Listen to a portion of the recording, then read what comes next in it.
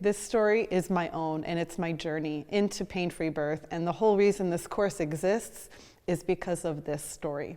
I remember getting toward the end of my pregnancy and just feeling so confident that my body knew what to do. I had done a lot of research, but I didn't really over-research everything. I didn't know everything about birth, because remember, it's my first baby. I don't know what I'm doing. I don't know what it's gonna feel like, but I knew enough to say that the way God designed my body will know what to do. Even if I don't know what to do, my body knows what to do. It's programmed into my DNA, into the very design and function of my body, and it can do it. And so I just began to fascinate myself with birth. I would read stories about how the baby will actually kick itself out as the uterus gets hard on top, and you might feel kicks and things like that that just blew my mind. And I began to have an awe and a wonder and a fascination toward birth. I actually didn't switch into home birth until I was 32 weeks pregnant. So for those of you who are with a provider you don't like, or you know that you should be somewhere else and you think it's too late to switch, that's not true. It's your birth, it's your body. You go with wherever you know you need to go. And don't be afraid if you're 35 weeks pregnant and you need to switch providers. My daughter was born, she was 1 week late. She was a full 7 days late. Now on average, first-time moms will go a week and a day late. So I just prepared myself mentally, I'm gonna go a week late. And then I wasn't disappointed when my due date came and went, and another day went by, and another day went by, and another day went by. I had energy, and I didn't feel miserable, so it wasn't a hardship for me to go another week. So much of this is our perspective and our mindset, and I'm gonna teach you all about supernatural pregnancy in another course, in another class. So the contractions, when my labor actually did start, they started in the evening. And it does for a lot of women because we tend to relax in the evenings and your body relaxes, and then all of a sudden it feels safe to start labor. First-time moms never listen because they're so excited. Second, third-time moms, they know exactly what's up and they go back to bed. So contractions for me started in the evening, and I did get excited. But I did eventually think, okay, this is probably still early labor, I should go to bed. So I started laying in bed. I think it was actually, we fell asleep, and then they woke me up at some time in the night. And so I'm lying in bed, feeling these contractions, and they're starting to get more powerful. They're starting to get stronger and closer together. And I remember lying in bed, trying to find a position that worked for me. I was turning from side to side. It's like I was writhing, and when it would start to come and I could feel the tensing of my body, I would brace myself for the contraction because I knew it was coming. And let me tell you, it hurt. They were really painful. When I talk about pain-free birth, I'm not saying I don't know what pain feels like. It was really painful. It was more painful in those early morning contractions than the rest of my labor. And I remember complaining to God. I said, God, this is not what I planned for. This is not what we agreed on. You taught me everything that I know, and we've been on this journey, and you better tell me what to do, because this ain't working. That's what I told him, and I think he could handle that. He wasn't offended. I said, this ain't working. Tell me what I need to do, because I didn't have a whole lot of words. I just knew I needed an answer that worked for me right here, right now, because I was in pain and I didn't like it. And I heard him say, clear as day, embrace it. And I'm like, what? It hurts. I don't want to embrace it. These contractions hurt. Why would I embrace it? That's so counterintuitive. But before I could start complaining, I just said, okay, I'll try it. I'll try anything once. And so the next contraction came, and I remember it started to build, and everything in me wanted to tense and tighten up and brace for it. And instead, I said, embrace it, embrace it, embrace it. And so I began to relax my muscles, and I welcomed the contraction in. I welcomed the surge. It was like a surge of energy, like a ball of energy building in my abdomen, in my womb, as the uterus was tightening. It gets hard, and you can feel it. It's hard. And it began to tighten because remember that uterus is pulling up and opening your cervix to dilate. And so your whole belly will get hard. And I could feel everything tighten, but instead of tensing, I sunk into it. I embraced it. It's like I welcomed the surge of energy into my body, and I could feel it grow, grow, grow, grow, get intense, more intense, but I still embraced it. And then I began to feel it fading away and dissipating, and it washed over me like a wave of energy, and it just kind of exited my body. And I went, that didn't hurt. Now, it wasn't any less intense than the contractions before it that did hurt, but this one wasn't painful. So I thought, okay, God, it worked that time, I'll try it again. And so the next contraction came, it built. I sunk into it, I embraced it. One friend of mine says, give that contraction a bear hug, like literally embrace it with your whole body, your whole being. And I began to focus intensely on relaxing every muscle. And I could feel, as soon as something tensed up, whether it was my forehead, my shoulders, my legs, I would feel pain. The contraction would hurt. But as I embraced the contraction as a good thing, it was helping me. It was opening up my body for birth. It didn't hurt. And the hours went on, and for the rest of my birth, my contractions didn't hurt. And so I got so excited. I thought, this is working. God gave me an answer. He's showing me. And I remember learning how to work with my body, learning how to relax as the contraction built. And it took a lot of focus and a lot of concentration in the beginning hours of early labor. I was still in early labor. It wasn't intense, but it hurt like it was. You know what I'm talking about, some of you women. And so, but I remember feeling like this is working, and I began to learn the rhythm. I learned the rhythm of how to relax. And as labor got into more active labor, I didn't need to focus so hard. It didn't take as much mental energy and power. It became like muscle memory. My muscles knew what to do and embraced the contraction, and I was able to stay relaxed, every muscle, from your head to your toe, not just your womb and your uterus, but your legs, your shoulders, your arms, your belly, your feet. Women often hold tension in their forehead, in their jaw, their shoulders. I had to relax everything in my whole body to not experience pain. And as it went on, it was like muscle memory, and I didn't have to focus on it so hard. I just had to embrace it and sink into it, and that fear went away. The fear of the anticipation of the pain went away once I started to experience the pain-free contractions. And so that's always been a key that I tell every woman: embrace the contraction and don't try to rise above it and control it, but sink into it and get deeper and deeper and deeper still. Sink deep into the power of that surge and let it wash over your body, roll over you, and then dissipate. It's a beautiful thing when you can learn to work with your body. And so I also did visualizations in my mind. I would imagine the ball of energy expanding and then a wave rolling over me. Or I would imagine my cervix opening up and expanding like a flower. The wave visualization really helped me because I could feel the intensity build and then wash over me. And I felt like I was just kind of floating on water, like the waves were washing over me, but I wasn't being hurt, I wasn't in danger, and it was like I could rest in that knowledge that it would come and it would roll away. And so morning came, and when my contractions were about 5 minutes apart, I called my doulas, and they came over, and all of a sudden, though, as soon as they got there, it was around 9 a.m., my contractions stopped completely for half an hour. And I thought, I must have done something wrong. I must have broke it. Like, what did I do? Maybe I'm really not in labor. And I felt bad that I'd called them all over.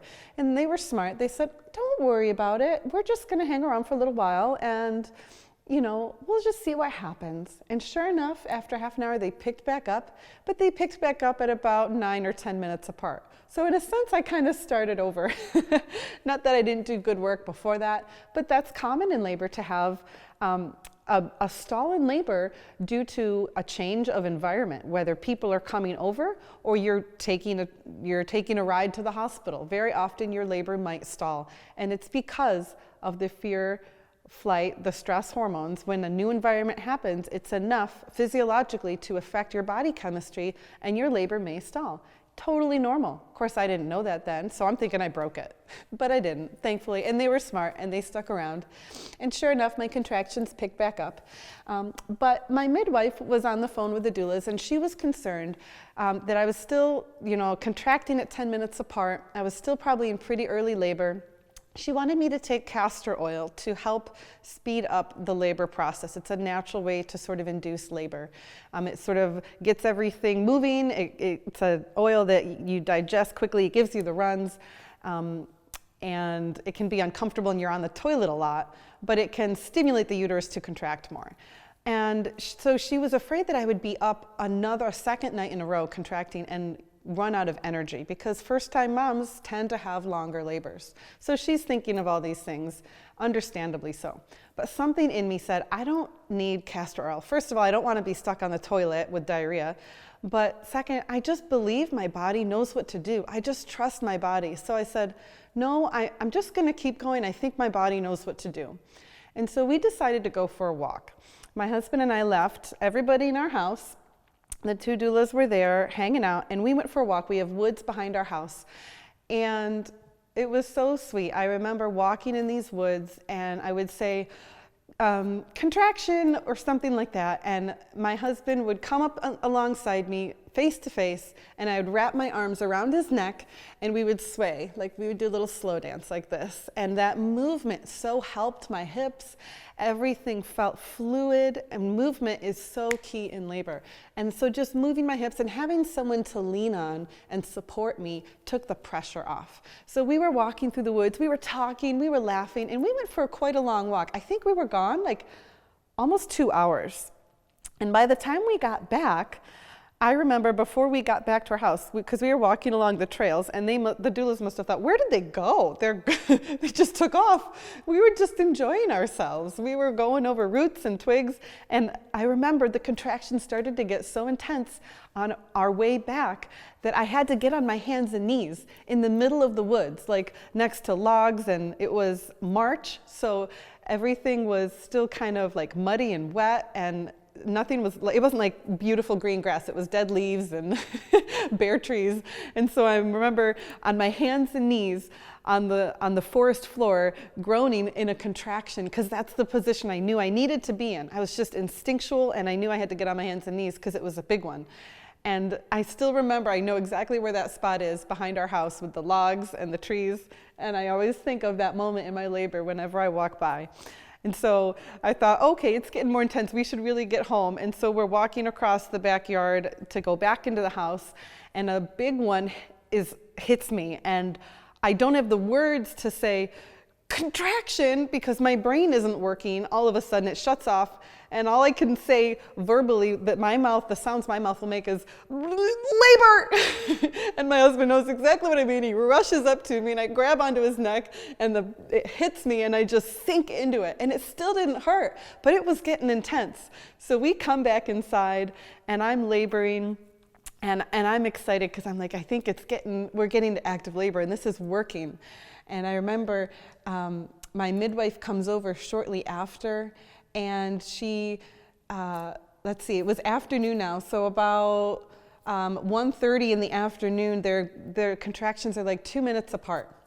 So that's a sign that you're probably in active labor. My midwife comes over, and at first I didn't want to be checked because I didn't want to be disappointed. Like, oh, you're only 4 centimeters. I didn't want that disappointment to affect my physiology and then get discouraged and then my body not work very well, because everything is connected. When you're discouraged, fearful, surprised, all of that affects how you feel labor and how your body works. And so I didn't want to be disappointed too early, so I waited until I was good and ready to be checked. And when she checks me, she said, you're like 6-7 centimeters. I think she checked me pretty soon after she arrived. And I was so excited. I was like, yes, like I'm in active labor. Because my fear was I did all that work and it was that intense, but I'm still in really early labor. And so thank God it was good, and I was 6 and 7 centimeters. We all cheered. We were so happy. So I continued to labor. I used the birth ball. We had a birth stool. We had a tub, but I was waiting to get into the tub, that big, nice cushioned tub with hot water. I said, I'm not going to use that until I really, really need it.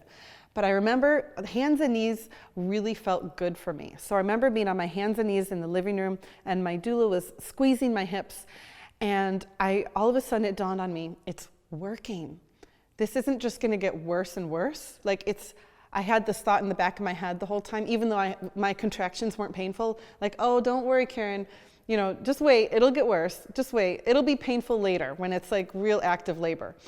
But I realized at this moment, it's working, that I am experiencing what I've been praying for and what I've been asking God for.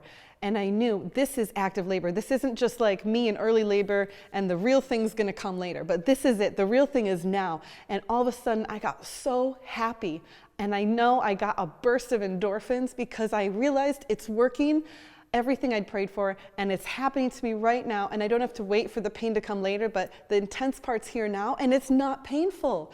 And it made me so excited. I literally wanted to say, I'm having fun, because I was so happy. And it was almost like a game, like I was having fun. It was intense and it was work, but I didn't have to strive. I didn't have to fight for it. It wasn't a struggle at all. But I remember saying, I'm having fun. And I thought, that's crazy. I start having this conversation in my own head. You're not having fun, you're in labor. Nobody has fun in labor. But I thought, no, I am having fun. You need to say this out loud, or else you're never gonna believe yourself later. And then the other voice would say, well, but what is your doula gonna think? She's gonna think you're crazy. And I said, no, but you need to say it, or else you're not gonna know that it was really that good. You need to say it for you. And so I said, okay, I'm gonna say it, even though I'm gonna sound crazy. And I just blurted out, I'm having fun. And I'm sure my doula was like, this is a little different, but I didn't care at that point. I just said, this is happening, and it's awesome, and it's beautiful.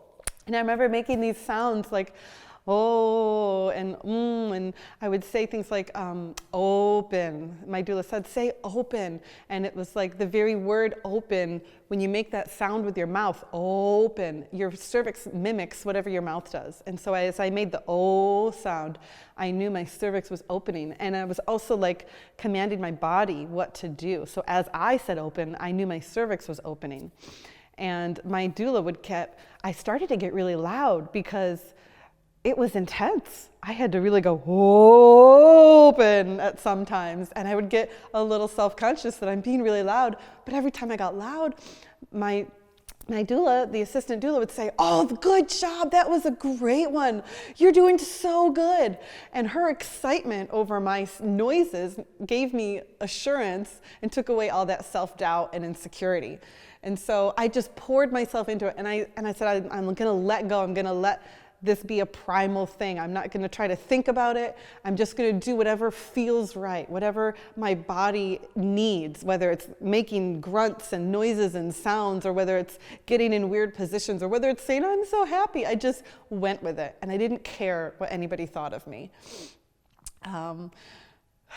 So at one point, once it was really getting intense, I remember getting in the tub, and that tub, ladies, is like your epidural. If you want to go for a pain-free, unmedicated birth, draw a good warm bath. Even if you're in the hospital, you can use the bathtub, and that, I tell you, is your best epidural. It takes all the tension out of your muscles. It's like climbing in a hot tub, and make sure it's hot enough. And so I got in the tub, and it felt heavenly. Every muscle in my body relaxed. And I was like, oh, this is the best thing ever. It was worth it. It was worth it having a whole birth. I knew this is what I needed. And I just relaxed and like floated in this giant birth tub. And I thought, oh my gosh, I don't know how women give birth without a doula, because they were supporting me so much. I remember looking around at one point and seeing everyone around me, circling around me. I had my two doulas, a midwife, the midwife's assistant, and my husband, and they were all surrounding me. And I thought, wow, I feel so loved. I feel so supported. This is perfect. This is beautiful. It's everything I wanted. And I remember at one point my legs started getting on fire. It was like they were hot and then they were cold. So I had to get out of the tub because I actually felt, at first it wasn't hot enough, then it was too hot, and they're pouring like buckets of boiling water in. And at one point I remember I felt like the baby's head, I think I was sitting on the birth stool, and it felt like I was going to poop out the baby's head. Like it was right there. It was such intense pressure. I can't even describe it to you. It was like I literally had to take the biggest poop of my entire life, the size of a baby's head. And that's what it feels like when that head is getting ready to come out. And when that baby is descending, it hits the same nerves that you experience when you have to do a big bowel movement. So if you're ever wondering, are you ready to push or not yet, that's a good sign. You'll feel like you have to take a gigantic poop. So at that point, I got back in the tub and I started bearing down. Now, my midwife never even had to check me to say, oh, you're 10 centimeters, it's time to push. My body knew when it was time to push. And instead of saying open, my doula said, say the word down. So I said down, and I didn't try to push. I actually read in the Hypnobaby's book that you don't have to push. Your body will naturally labor the baby down. So I thought, well, that's great. I'll try that. And so I didn't forcefully push. I didn't hold my breath and, ooh, count to 10. It wasn't like that. But I just followed the lead of my body. And it got to a point where it was so intense. At the peak of the contraction, my body would involuntarily bear down, like grunting, pushing this baby out of me, as if I was, pushing, on the toilet, taking a bowel movement. But it was so much more intense than that. So it would bear down at the peak of the contraction, and I would go, oh, like that. And I remember, I didn't add to it though, I just kind of went with it, whatever my body was doing. I remember speaking to my body and saying, you're in charge now. If I try to control this, even with one cell of me, I'm going to experience pain. And I knew I got to get out of the way and let my body take the driver's seat. So I said, I'm the passenger, you're the driver, and you're going to take me there. And whatever you do, I'm going to follow. I'm going to follow the intrinsic intelligence of my body, and you're going to tell me what I need to do. And so I stopped trying to think about it, and I just went with whatever I felt like my body was doing. And so I remember though it being very intense, and I remember feeling at that point when my body was bearing down and it was these intense surges like, oh, I don't like this, this is painful, I don't like this part. But I stopped myself and I said, no, I'm not going to say it's painful. I'm going to say, I don't like this. This doesn't feel good. Because I was so in tune with controlling my thoughts, and I knew if I agreed with pain and I agreed with sorrow or suffering that I would see more of it. And so I chose to say, oh, I don't like this part, or this part hurts. And it was intense at that very peak, and my body bore down. And so I let my body bear my baby down. And I remember they didn't try to coach me. They were actually following my lead, which was really cool because my midwives, my doulas, they went with what my body was doing. Instead of saying, okay, time to get out of the tub, go lay on the bed or the mattress. We had like a mattress, with some cloths over it. And now it's time to lay on your back and count to 10. It wasn't like that at all. It was like, we're just going to go with the flow. And clearly she's ready to push. So she never even needed to check me. I remember at one point that my doula came in front of me and said, you're doing such a great job. And I remember also feeling like I told my baby, it's okay, I know it's intense, but you're gonna be okay, and we're a team. And I made a promise, I made a deal with my baby. I said, if you get into the right position, we'll have a smooth, gentle labor. Because remember, I was nervous about posterior labor and back labor. And so I didn't want her to be in a posterior position, so I made a deal with her and said, if you get into the right position for labor, we'll have a smooth, easy labor. And so I would talk to my baby throughout the labor and say, you're doing great. That was awesome. Let's keep going. We're a team. And at one point, I literally felt her kicking off the top of my uterus. Because at the peak of the contractions, as the baby's descending and you're fully dilated, the uterus gets hard on top and creates what's called a fundus. And that fundus, it's like a bunch of muscles where the cervix is pulled up out of the way. The muscles then kind of congregate to the top and create a fundus, and it gets really hard and it starts pushing the baby out. Your body will do this all on its own without you having to add to it. So remember reading that sometimes that actually creates like a strong platform for the baby to kick off of. And have you ever held a baby and you put them in front of you on your lap like a newborn, and they kick, they like jump off of you? That's a reflex designed for birth. God built that into the process so that babies, when they're being born and coming out, if you're not on drugs and they're not affected by those drugs, an alert baby will kick itself off the top of the uterus and down the birth canal. And I felt her kick. It was like a moment, and it was like a flutter of her kicks, and I thought, oh, it's real, it happened. We're a team, we're doing this together. And it made me even more happy. And every time I got more happy and excited, I would feel more ecstatic, overwhelming joy. I can honestly say I've never experienced such ecstatic joy as in labor. And I know now that it was a rush of endorphins and a rush of oxytocin. And those endorphins not only cause you this joy, they block the pain receptors in your uterus. I was so happy. I literally couldn't contain it. Even in active labor, everything that happened was like an awe-inspiring moment to me. And so I remember as she was coming down, my doula said, if you want to, you can push, because I could feel her head like shift a little bit. And my doula said, if you want to hold your breath and push and actively push, you can do that. You can just take a big breath in, hold it, and then push out. And so at that point, I thought, well, why not? I'll try it. We had been pushing about probably 30 minutes where my body was bearing down and I was grunting, kind of grunting her out. And I thought, okay, sure, I'll give it a shot. So at the next contraction, I held my breath and pushed, and I felt her literally inside me just shift like that down. I thought, well, that was effective, okay.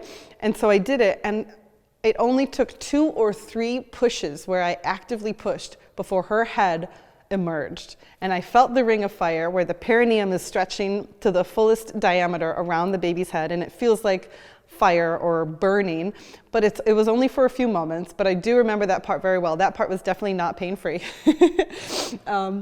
And so the head came out, and then one more push and the body was out. So in total, I was pushing about 45 minutes. And for a first-time mom, that's really on the short side, especially for the fact that I only actively pushed 2 or 3 times. All the rest of it, she labored down. All but my body moved her down, because your vaginal birth canal has a rhythm like this. It's like a peristalsis. The same rhythm in your digestive system that moves food through your intestines is a rhythm that your birth canal has, and it moves the baby down. So all those urges and surges that were happening involuntarily that I couldn't control was working to bring my baby down to the point that I could actually push her out and it not hurt, it not be exhausting or struggle.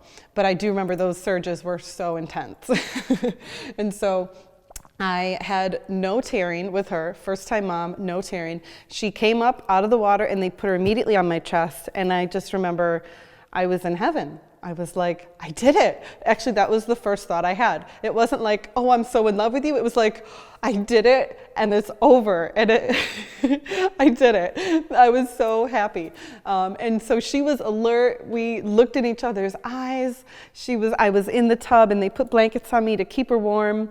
And I eventually, after a few minutes, I got out and just held the baby. I remember even nursing her a little bit in that first hour, lying down on a mattress next to the tub, and it was so beautiful. I just felt this overwhelming joy, this overwhelming love, and it made me feel stronger than I ever thought I would be. I thought, if I can do this, I can do anything, and it worked. I was so happy that everything I researched and strived for and looked into and prayed for actually happened. And then I remember, actually, at one point, this thought came to me. Before her head came out, while I was pushing, the Holy Spirit spoke to me and said, "What time is it?" And I opened my eyes because they had been closed for the majority of the pushing, and I asked, "What time is it?" And my husband looked at the clock and he said, "It's 4 p.m. Now, the significance of that is that we did a little homework exercise the night before, or a few days before, where we decided, or we imagined, our ideal birth. What is our dream birth? If we could have it any way we want, what would happen? We would give birth at night, during the day. We said we'd wake up in the morning and have contractions. The day would go on. The midwives and doulas would come, and she would be born at 4 in the afternoon. And so Holy Spirit, when it was 4 p.m., said, "What time is it?" We looked at the clock. It's 4 p.m. She came out 45 minutes later, within the hour. And then in our ideal birth scenario, there were deer in the backyard, because we see a lot of deer with the woods back there. And so there were deer, and it was beautiful, and this whole picture of life and nature. And so I remember thinking, after she was born, maybe 20, 30 minutes later, with her on my chest and I'm just relaxing, and I thought, where are the deer, God? You did everything else that we prayed for. Where's the deer? And within 15 minutes, 7 deer came into our backyard. And some of them were babies, and my doula said, I swear, they were nursing their babies in your backyard with no idea what was going on inside, that you actually had just delivered your baby, and I was nursing my new baby while 7 deer walked in the backyard. And we were all like in awe. We just thought, this is some magical moment. It was like a celebration of life. And that's the way I picture it. That's the way I remember it, a celebration of life. So I pray that you get to have a pain-free birth, not just pain-free, but joyful, full of joy. If I could have chosen between having pain-free and full of joy, I would have chosen full of joy. Because even in the moments where it hurt, where it was so intense, I had to let go. And there are those moments. You will hit that wall. You will come to a place where you can either grip on and control, or you can surrender to the process of birth. And there were moments I had to surrender, but I wouldn't give up any of that joy for any pain that I experienced, for any pain that I did experience or intensity. The joy far superseded the pain or the intensity of it. In fact, it made me feel like I could do anything. It made me feel like a superwoman afterwards. And so I pray that you not only have pain-free, but you get challenged to go deeper than you've ever gone before, deeper into trusting your own body, into trusting God, into trusting your own baby, deeper into surrender of this process of birth, and deeper into knowing your own strength and power. Bless you guys.